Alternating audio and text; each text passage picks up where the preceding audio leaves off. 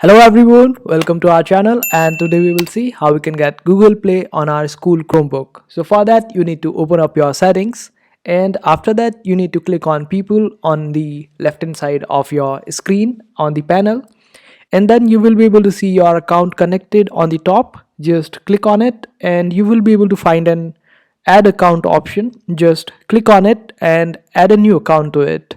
It can be your personal account, or you can also create a new account using new information, and it can be random information.